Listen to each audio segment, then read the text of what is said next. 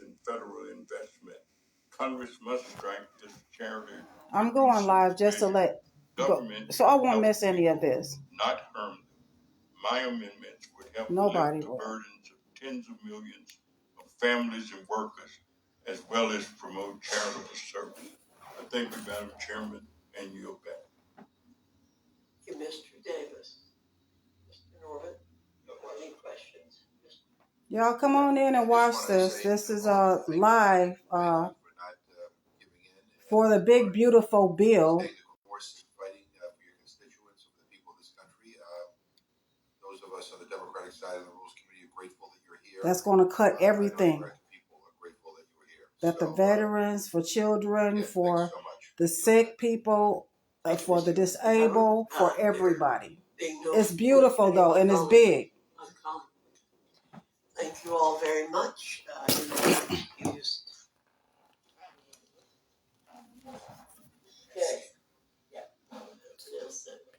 Mr. Schweikert, Mr. Olszewski, Mr.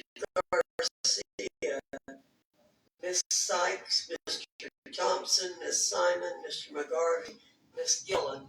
And if you all would come down this way so we can spread out, if you don't mind.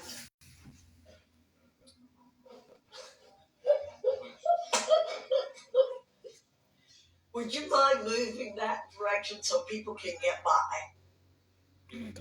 So we can fill up here. And yeah, just go down, then go down to the end. Okay, it makes it a little bit easier to fill in. That's my girl right there. Get over there. You're going to be first, so it doesn't matter where you sit. Yeah, no, thank you. Anything good in my life. About budget, Bill. There we go. There we go.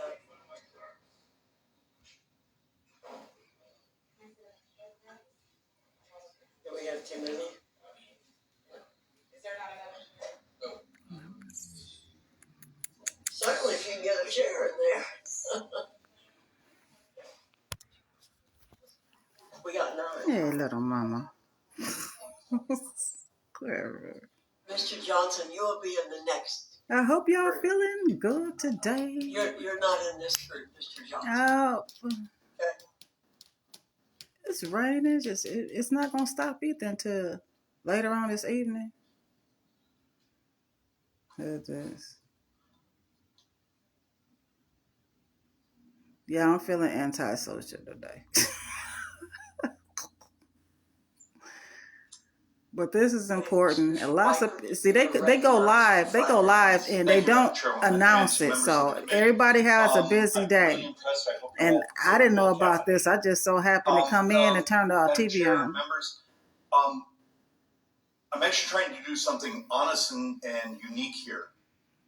The 2 pieces of legislation I have preliminary CBO scores that reach $2 trillion. $2 trillion in offsets and savings over the next 10 years.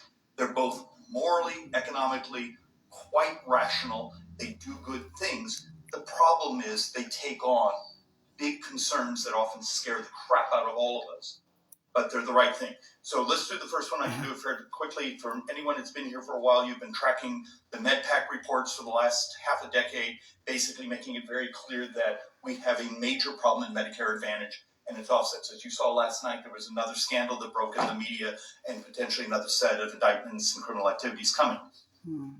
So what happens when those of us who want the incentives of a system that manages care but benefits by helping our brothers and sisters, particularly the seniors with their own benefits, be healthier? That the insurers who manage it make their profit by having the population be healthier.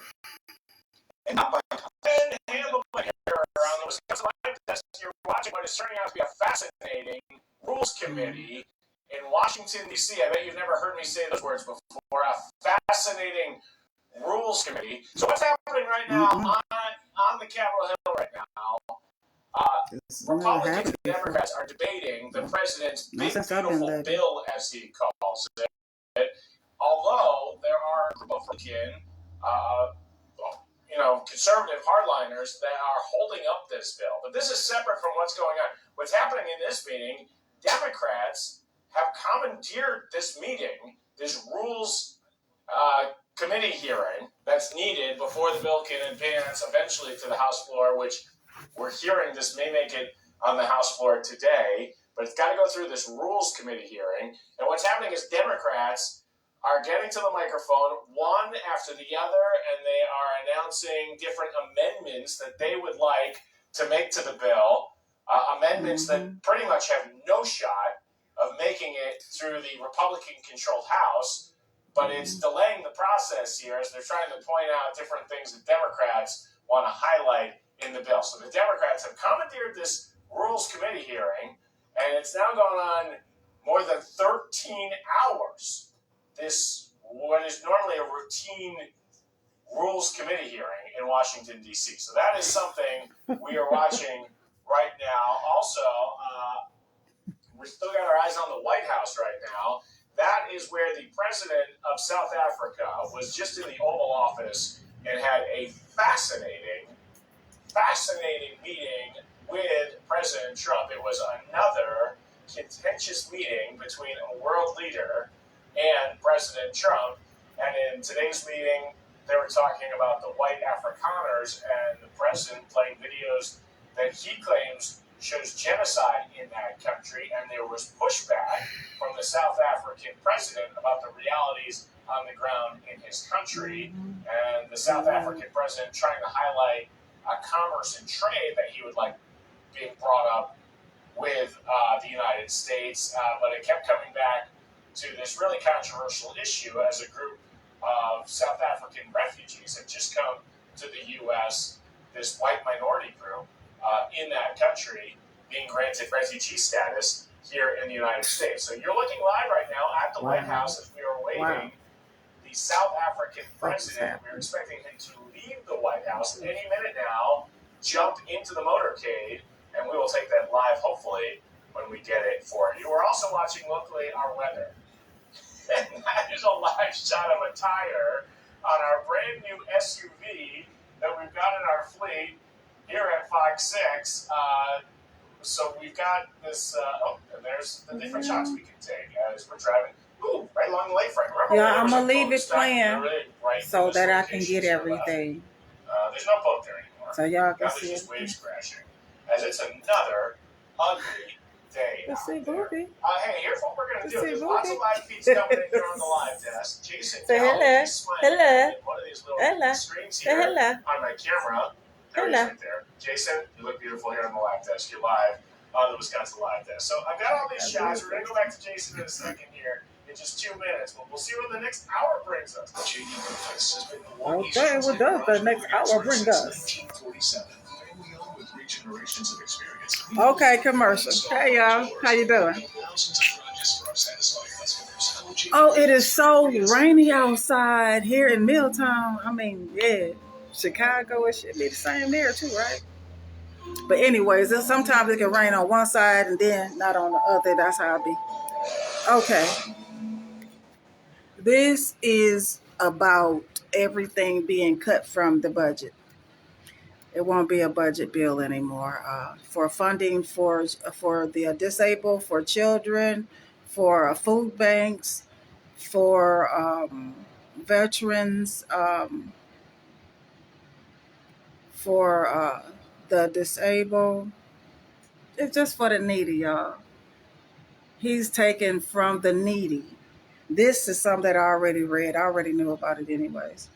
So actually, this is just procedure. So the bill is going to go through regardless. The budget is going to be cut no matter what. Unfortunately, there's no chance. The bill is so fucking beautiful that it has to happen. You know, the white Africans are here to pretty much take our place.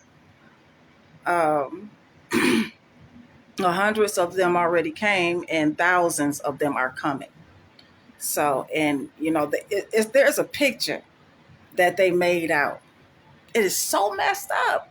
When I can bring that picture up, yeah, this came on without me even knowing it. I didn't know that it was going to come on. But The picture that I seen, it had no colored people in it whatsoever. None. Nobody from China, no Asians, nobody from India, no Pakistan, no whatever. No, nobody brown. Nobody like me. I mean, and it said, okay, bring it back on to as far as how it used to be. How it used to be, what they're talking about is slavery. Slavery used to be. Before slavery, what the hell was going on? Everybody had their own. How about that? Let's bring that back. Okay? To where we actually didn't have to worry about none of this mess. Being told what to do. Being taken, having stuff taken from that pretty much was supplied by my ancestors. How the hell are you going to, oh my God, everything is so deranged. Everything is so deranged right now. Up in the White House and with these trumpets, I'm disgusted. I'm so disgusted. Okay, y'all, it's back on. Disgusted. This meeting ended. It's been going on 13 hours plus now as President Trump's big, beautiful bill is being debated in Washington, D.C. So that has been really interesting. We'll try to dip into that as well. But for now, I want to bring it back here into the Fox 6 newsroom where Jason Calvi is hanging out with us. Jason, welcome to the Wisconsin Live Desk. I know you're working on a really interesting story today. It has to do, lately we've been talking about a lot of individuals who have been arrested by ICE, and there are question marks about what happens in some of the court cases that they are facing in state court. What are you working on today? Right, so really this is judges don't matter anymore. Two court systems, two different criminal justice systems. You got federal court and you've got state court, right? So most of criminal proceedings, homicides, murders, those sorts of things, they're all usually in state court. And so that's one track. You've got state court, when somebody's going through that process, they're usually in the county jail. If it's in Milwaukee County, they're going to be in the Milwaukee County jail as that court case is working its way through in the Milwaukee County courthouse in the state court level. So that's one track that you're looking at. But then there's also this track of deportations where ICE wants to deport people quickly, and there's a process where they have to have their day in court for that charge that they're in the country illegally and the risk of being deported. So what's been going on, we've seen ICE agents waiting at the Milwaukee County courthouse and then arresting people there who had a day in court, usually a preliminary hearing or initial appearance. Court cases take a while to work their way through, and at the early stages of some of these criminal cases where the defendant might be in court for domestic abuse, where maybe, for example, in the case of Eduardo Lopez Ruiz, he was the prosecutors alleged that he beat up his roommates. And ICE agents were waiting outside of Judge Dugan's courtroom to arrest him for one of his early appearances there in that courtroom. And they did end up, they said they had to chase him, but they did take him into custody, federal custody. So what happens then when they're in federal custody? What happens to their state court, those criminal charges against them? What happens in those cases? That's what we're working on today. And it is interesting because, especially here in Milwaukee County, where Judge Hannah Dugan, this case has gone really national, Jason, when she was arrested, allegedly for helping that individual evade ICE arrest.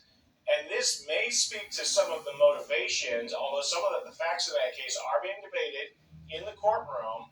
But people are wondering, why would a Milwaukee County judge try and assist someone to evade ICE?